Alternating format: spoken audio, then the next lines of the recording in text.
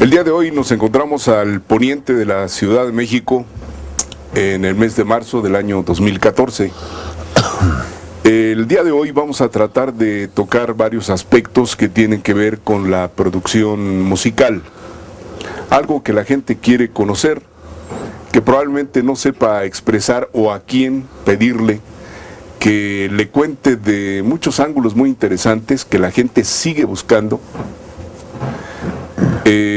Es por eso la existencia de estas entrevistas. El primero de ellos, yo recuerdo que cuando se comenzó a hablar de la desaparición física del disco, algo que a mí me pareció muy importante, me llamó mucho la atención, es que la gente busca tener algo físico que poder guardar, que poder cuidar, que poder coleccionar. Por eso se me hace difícil creer en la desaparición física del disco como tal. El disco sirve, por ejemplo, de información con los llamados booklets, estos interiores del disco, donde ahora, en razón de una estricta justicia, se da el crédito a los arreglistas, a los productores, a los realizadores, a los músicos, a todos quienes tienen que ver en la producción de un disco que tiene mucho de magia y mucho de creatividad y mucho de idea. Yo creo que vamos a empezar por ese ángulo de hablar del disco en sí, de los créditos. Bueno, yo decía de la desaparición física del disco porque ahora la gente va a tener todavía menos oportunidad de enterarse quién tiene que ver directamente con la producción de un disco. Un disco no es solamente un artista, no es el que pone el dinero ni el que canta, sino todo lo que hay atrás, que en México es poco tocado este aspecto. Insisto, es por eso la existencia de estas entrevistas. Como detalle, como botón de muestra, le voy a decir a usted que nuestro entrevistado del día de hoy ha sido nominado 21 veces para el máximo galardón que se otorga a quien tiene que ver con el disco, que son los Grammys. 18, si no me equivoco, por el Grammy Latino, 3 por el Grammy Internacional. De las 21 nominaciones ha obtenido el Grammy, como ustedes ven, 3 veces. Muchos ángulos que yo supongo que el tiempo extenso dedicado a esta entrevista no va a ser suficiente, pero bueno, pues eso nos dará pretexto para una futura entrevista. Usted le va a descubrir, le va a reconocer y se va a dar cuenta qué tanto tiene que ver en la consecución, en la realización de una idea mágica, atendiendo un sentimiento que es el disco. El señor Memo Gil. Memo, ¿cómo estás? Bien, ¿y tú? Muchas gracias por... Me da mucho gusto tener la oportunidad de platicar. No, hombre, el gusto es mío de que estén aquí, de que podamos pasar un poquito de lo que hemos vivido en esto, ¿no? Vamos a hacer muchos descubrimientos porque pues siempre me gusta hacer como una ficha signalética de un personaje. Tú vienes de una familia musical 100%. ¿Y qué tiene que ver con el disco? Sí. Vengo de una familia que tiene que ver con el disco, básicamente mi abuelo materno. De origen sudamericano. De origen venezolano. Sí. Prácticamente cofundador de la primera marca mexicana. Sí. Pirles, ¿no? Discos Pirles. Sí, y de los pioneros que trajo Dodge Gramophone, EMI Capitol. De música clásica. Sí. EMI Capitol. Sí, después... ¿Esto ya, EMI Capitol será al final de los 50, a principios de los 60? No estoy exactamente así muy metido en las fechas. De hecho, mi mamá me acaba de pasar unos datos muy interesantes que luego me gustaría que los leyeras porque es una cosa muy interesante de su vida. Tiene que ver hasta con la difusión en México del primer tema de los Beatles. Tiene que ver eso, tiene que ver también la primera grabación en México. Bueno, vamos a empezar por algún lado. Por donde tú digas. Tu abuelo, don Eduardo Baptista. Eduardo Baptista. La primera generación. La primera generación. ¿Por qué entra al disco, tú sabes? Te digo que estoy leyendo eso, ¿no? según tengo entendido, porque era su pasión la música, ¿no? Y todo lo que es la tecnología de la grabación y todo ese tipo de cosas, se metió mucho en eso y creyó mucho en eso. Es que en el mundo apenas había nacido prácticamente... Apenas, estamos hablando antes de la Segunda Guerra Mundial. Estamos hablando de esa época. Las primeras grabaciones. Las primeras grabaciones, sí, fue hace muchos años, muchos años.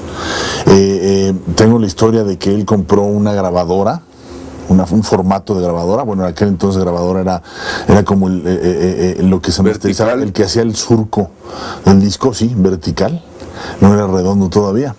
Y creo que 2 semanas después salió el formato redondo y toda su inversión se fue a la basura.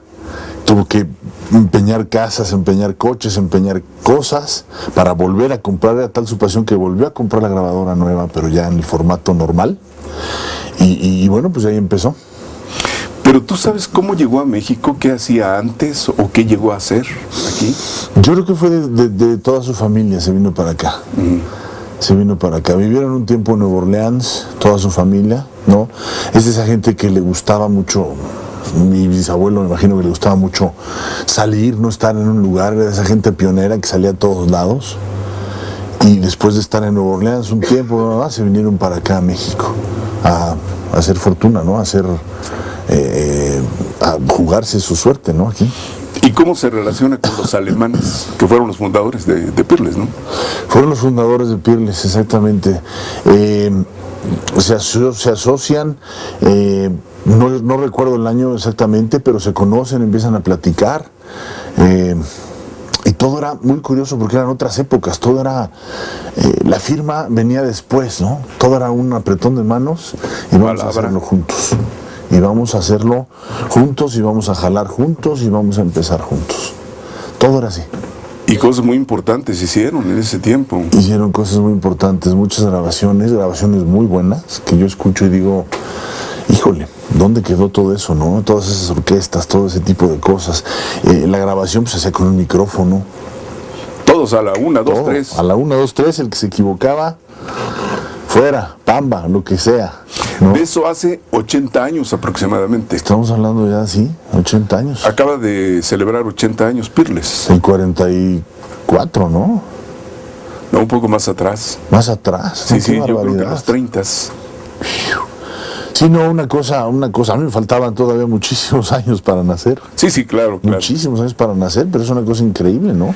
Lo que pasa es que por la tradición oral que tú tienes, podemos conocer a ellos, porque nadie más tiene información al respecto, ¿no? Sí. Ya existe muy poca gente viva que sepa de eso. Que ver con eso. Prometo ponerme a hacer mi tarea y ponerme a leer esto, porque sí es muy interesante. Claro. En una próxima entrevista lo podamos platicar. No, prometo hacer mi tarea de eso. Yo siempre he cuestionado que, por ejemplo, la carrera de comunicación no incluye la historia de esto. No tenemos historia en este país. Nada. No tenemos ni historia ni admiración por los grandes artistas. Ni reconocimiento, ya estrictamente hablando, ¿no? Nada. Todas las nuevas generaciones son exclusivamente yo, pero no volteo a ver a los demás y no volteo a honrar a los que ya han sido grandes, no ayudo a los que vienen atrás. Son unas generaciones ahorita muy egoístas. En cuestión de difusión, los medios ya no están en eso. No les importa. No hay un documento auditivo. No. La televisión, el radio, nada. Les importa más el chisme, claro. El gossip, lo efímero. Les importa más, exactamente. Lo amarillo. Lo que mañana ya pasó. Lo intrascendente. Pero no lo que realmente se queda. ¿Por qué estamos aquí hoy, no? Claro. ¿Por qué estamos aquí? ¿Por qué seguimos grabando? Por gente así, por gente como mi abuelo, por gente como los grandes empresarios en la industria de la música en Inglaterra, en Estados Unidos, en todos lados del mundo, ¿no? Por eso estamos aquí, porque son grandes buscadores de esto. Bueno, esto de estar en el disco, de crear, de arreglar, de estar, tiene que ver ciertamente con el aprendizaje, pero también es una vocación, ¿no? Yo creo que naces con esto. Así es. Sí. La gente que hemos estado tantos años luchando por esto y no nos hemos movido de donde estamos a pesar de los pesares, nacemos con esto. Y a pesar de los cambios tecnológicos, A pesar de todo, de todo. pero todo. increíbles, ¿no? De todo, a pesar de los cambios de la industria, los cambios tecnológicos, los cambios de todo. No, seguimos aquí porque de veras amamos este negocio. Las crisis.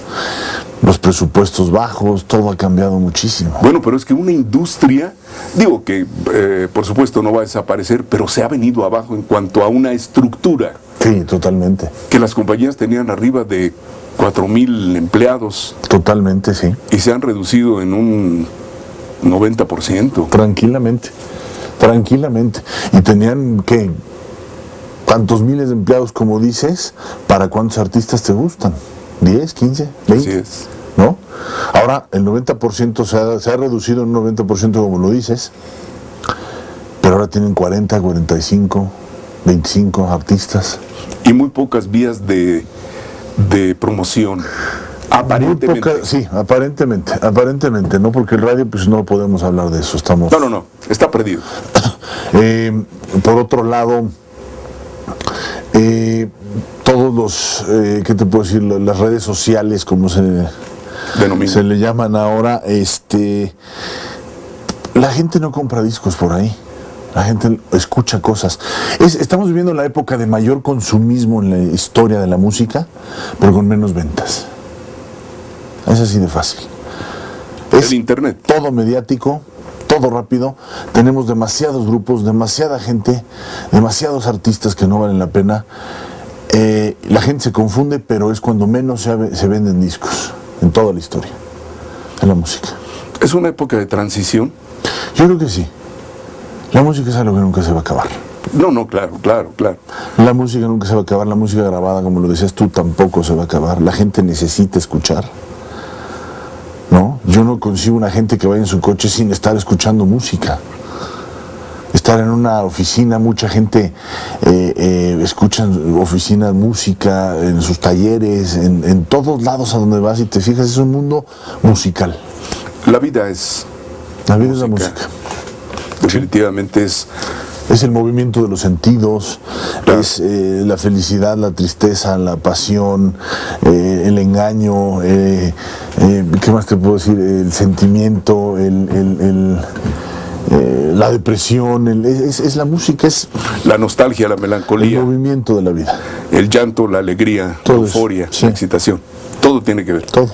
Eso es lo que hace la industria disquera, crea atenciones para los sentimientos.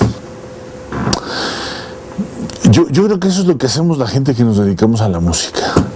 La industria disquera creo que es en estas épocas la mercadotecnia en toda su expresión. Toda la capacidad mercadotécnica puesta Toda. En la promoción de un disco. Toda la capacidad. Y en un disco que no muchas veces es bueno, tiene buen resultado. No corresponde a lo que está pasando. ¿No? Bueno, le vaya apasionados como tú del disco y como algunos otros que conocemos y los cuales le agradecemos a Dios porque ahí está lo que puede salvar una industria como tal. Exactamente. Y son las líneas conductoras de, bueno, lo análogo por decir algo con lo digital ahora. Y la gente que esté por pasión en este medio, no por negocio. Es algo que yo siempre he dicho, que una vez que el dinero te sobrepasa la creatividad, si yo como productor lo único que me estoy preocupando es por ganar y ganar y me olvido de crear, yo creo que no debería estar aquí. Y contribuyes al empinamiento de la industria, ¿no? Sí. Y se pierde una identidad. Sí, porque soy una persona, a mí me gusta mucho, a mí cuando me contrata una disquera, cuando me contrata un artista, cuando me contrata alguien independiente, me está contratando a mí, está pidiendo que yo esté ahí. Entonces por eso a mí me gusta mucho estar. No soy una maquinita de hacer discos de aquí, esto se pasa para acá, te mando esto para que tú lo grabes allá, luego te lo paso a ti, yo ya estoy empezando otro. Me gusta, siempre me ha gustado mucho construir cosas y siempre me ha gustado mucho, ¿qué te puedo decir? Lo artesanal de esto. Oye, Memo, ¿y tú rechazas, por ejemplo, una propuesta, es decir, como productor, como realizador, si alguien quiere que tú que trabajes a determinado artista, que hagas el disco de un artista, ¿tú lo rechazas o tratas de encontrar la forma de hacerlo? Normalmente no lo rechazo, ¿no? Prefiero meterme a buscar, a sacar la creatividad y ver qué le puedo sacar a ese artista de provecho, ¿no? En todos sus sentidos, sea un excelente artista o sea un artista no tan beneficiado con ese talento, ¿no? Pero sí normalmente trato de buscar por dónde se le puede encontrar algo, ya sea revivir a alguien, ya sea la continuación de algo, de una carrera, ya sea un artista nuevo, ¿no? Ya sea un concepto, todo eso trato de buscarle por dónde. Pues si usted ve estos Grammys y le platico de las nominaciones a este trofeo, se va usted a dar cuenta de quién es Memo Gil. Pero en tu carrera, o en tus múltiples carreras que todas tienen que ver con el disco, en todas las vías que recorres, ¿ha habido algo que puedas considerar fracasos? Sí he tenido, ¿cómo no? Sí, en esta industria, claro, un disco que no se vende lo que yo espero es un fracaso para mí. ¿Derivado de qué?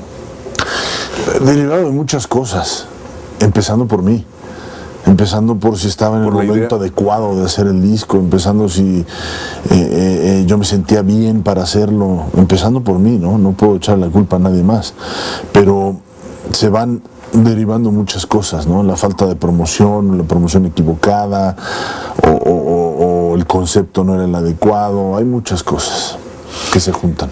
Hay miles de discos que se pierden por eso, por una falta de promoción, bueno, de darlo a conocer, ¿no? Sí. En este momento en el mercado existen, yo digo que decenas de discos que el radio ignora o la televisión ignora. Totalmente. Que pudieran ser una mejor expresión, que pudieran revalidar la existencia del radio. Hasta las disqueras lo ignoran. Sí, hay muchos artistas que valen mucho la pena, que no están considerados, ¿no? Y muchos artistas que no valen la pena que están considerados. Entonces es un movimiento ahí muy fuerte. Afortunadamente la gente los demanda y hay buscadores en las tiendas de discos, claro. Bueno, o hasta en la piratería, ¿no? Claro. Muchas veces la piratería tiene más creatividad, desgraciadamente, que los disqueros, que la gente del disco. Hacen unos acoplados impresionantes, eso sí se los tengo que admitir, pero que nos están fregando, sí nos están fregando. Sí, claro. Sí, ha dado al traste con la industria en México. Totalmente. Me da tanto coraje cuando voy por la calle y veo tantos y tantos puestos de piratas. Me da ganas de tirarlos todos, pero no me puedo ir matando por ahí con todos, ¿no? La gente desgraciadamente todavía no ha comprendido que un peso gastado en la piratería es darle un peso a un enemigo público, ¿no? Claro. Porque eso tiene que ver con la delincuencia organizada. Claro, totalmente. Pero yo creo que tiene que empezar por la educación desde la gente. Claro. ¿No? ¿Cómo? El no comprar los discos piratas. ¿Cómo? Saber, ahorita que lo estabas diciendo tú, poco a poco se va a perder todo ese asunto del saber quién hace los discos y por qué los hace, ¿no? Entonces, si la gente estuviera más metida en este rollo de quién los hace, por qué se hacen, cuánto se gastan, cómo se gasta, sabrían más que no comprar pirata. Bueno, pues es un tema muy complejo, que es un problema a nivel mundial, en menor o mayor medida según el país, pero bueno, definitivamente es un problema. Pero retomemos la historia, volvamos a la historia. ¿Qué tiempo don Eduardo Baptista está ligado a Pirles? ¿Cuántos años? ¿Tienes más o menos la noticia? No la tengo muy clara. No la tengo muy clara. Sé nada más que pasaba de Pirles, después a N. ¿Ya le toca a él la grabación, por ejemplo, de Pedro Infante? Creo que sí. Que ocurre en los 40. Sé de Pedro Vargas, sé de varios otros, pero creo que sí ya le toca a él ese tipo de grabaciones. Que yo creo que el sello distintivo de la marca de discos Peerless, ¿no? Sí, cómo no. Digo, se manejaban otras cosas también muy distintas, los contratos eran diferentes, ¿no? Las pagas eran diferentes. Creo que ahí se le pagaba por tema, si no me equivoco. Pero pues esa es la magia del disco, porque se sigue vendiendo. Claro. Desafortunadamente ya algo tan mexicano como es Pedro Infante ya está en manos de una transnacional, ¿no? Como varias otras cosas, ¿no? Como mucho. Pero sí, y yo creo que era una compañía que empezó haciendo cosas artesanales, ¿no? Claro. Sí, o sea, le metían mucho entusiasmo a lo que hacían, muchas ganas, muy cuidado, muy bien hecho todo eso. Curiosamente, extranjeros, dicho con todo el aspecto positivo, son quienes destacan la música mexicana. Claro. En México. Claro, o sea, yo siempre lo he dicho, creo que los extranjeros valoran más nuestras tradiciones que nosotros mismos. Bueno, hasta que llegaron en la década de los 80s y los 90 los extranjeros a la industria disquera, ¿no? Bueno, exacto, depende de qué extranjeros. Depende, exacto. Depende de qué y en qué extranjeros. tiempo, ¿no? Sí. Y con qué intención. Ese es un buen ejemplo de lo que me refería, que hay gente que está en esta industria más por el dinero que por la pasión de la música. Bueno, la propia industria discográfica está manejada ahorita por financieros. Está manejado por mucho financiero, pero también hay gente muy creativa dentro de la industria. Es la primera vez que hay mucho mexicano dentro de todos los altos niveles de la industria, ¿no? Por lo menos en las partes creativas, los ARs, todos son mexicanos, y eso me llena mucho de orgullo y decir por fin, ¿no? Porque sabrá usted que, no lo digo yo, la gente del disco, la gente que tiene que ver con la industria discográfica, dice que a raíz de que llegaron los brasileños, los españoles, esto comenzó a irse un poco por la cañería porque desconocían el producto nacional y comienzan a morir los proyectos nacionales, ¿no? Yo tengo, mira, en cuestión de grabación, por ejemplo, y de sonido, creo que hubo un cambio muy drástico cuando empezó el rock and roll en México, cuando empezaron los multitracks. Tú vienes de escuchar grabaciones impresionantes con las grandes orquestas, como te decía, con un solo micrófono o en estéreo, oías cosas impresionantes, una calidez de la grabación y una grandeza hermosa. Con una tecnología limitada. Con una tecnología muy limitada. Donde tenían que usar los huecos. Muy limitada. Las paredes. Después empieza el rock and roll, empieza el multitrack y tú oyes la diferencia de sonido y es abismal. Abismal, totalmente decepcionante y desilusionante, ¿no? De cómo cambió. Un ejemplo podría ser las grandes orquestas que arreglaba Rafael de Paz o el propio Damaso Pérez Prado en la Iglesia Víctor. Claro. Todos esos grababan al mismo tiempo y grababan en cosas increíbles y lo padre de una orquesta es grabarla toda junta, ¿no? Tienes esa grandiosidad de los sonidos, cómo se cuelan entre unos micrófonos y otros y cómo se hacen armónicos, y eso es lo que le da una cosa grandiosa a las orquestas, ¿no? Cuando empezó el rock and roll, te digo, la batería empezó a sonar chiquita, las guitarras empezaron a sonar pitudas, la voz no funcionaba, no me lo explico. Y después de eso viene la gente que sí quería empezar a aprender a cómo hacer sonar una batería grande, hacer buen sonido, tener buen sonido en las producciones. La batería siempre ha sido un reto, ¿no? Un reto siempre ha sido. Para la gente siempre ha sido un reto. A mí me encanta, yo me gozo cuando grabo batería porque me gusta mucho buscarle por dónde, sacar los diferentes sonidos. Yo escucho las grabaciones de ahorita de los chavos y la batería es lo principal que ponen durísimo y todo lo demás de la armonía ya no funciona. Pero bueno, empezaron esas grabaciones y después viene lo que tú me preguntaste ahorita, o lo que tú comentabas ahorita. Empezaron a venir los españoles, los italianos, a llevarse producciones, se llevaban el 80% de las producciones y regresaban unas porquerías porque eran unos presupuestos bestiales y regresaban todo programado, todo con sintetizadores, todo mal hecho. Entonces la gente lo consumía porque no había otra cosa, era lo que había, ¿no? Que hoy se volvieron clásicos algunos de ellos, pero por la gente que los cantaba, ¿no? Pero sí vinieron a saquear totalmente las barcas de aquí de la industria musical. Todos esos. Y se perdió mucho la identidad nacional, ¿no? La música mexicana comenzó a... Muchísimo. Llegamos ser al menos punto, grabada. llegamos a un punto que nuestra mayor exponente de la música mexicana era una española, que es una señora que yo quise mucho, que admiré mucho y que cantaba impresionante, pero no teníamos... tuve la fortuna de producir un disco con ella, sí. Es una cosa, es una experiencia. ¿Y de música mexicana? De música mexicana, totalmente mexicana. Pero tienes razón, fue un lapso donde ella Era y la Vicente reina, Fernández nada más. No había más. Nada más. Y se perdió. A mí me dan muchas ganas de recuperar un poco todo ese asunto, porque hay grandes canciones de música mexicana. Claro. El mariachi es un gran sonido. A mí no me gusta mucho, no soy muy partidario de las trompetas, no me gustan mucho por estruendosas y porque creo que hacen corriente al mariachi para mi gusto, ¿no?